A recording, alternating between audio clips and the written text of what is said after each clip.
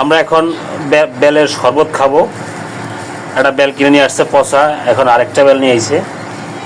যে বেলে বেলে খেলা হবে। আছে কি হবে, বেলের বিচি দিয়ে কি হবে,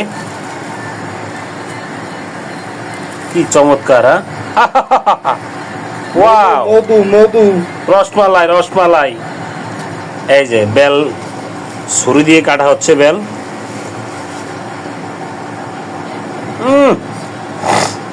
বেল খেয়ে আমরা আজকে বেল হয়ে যাব।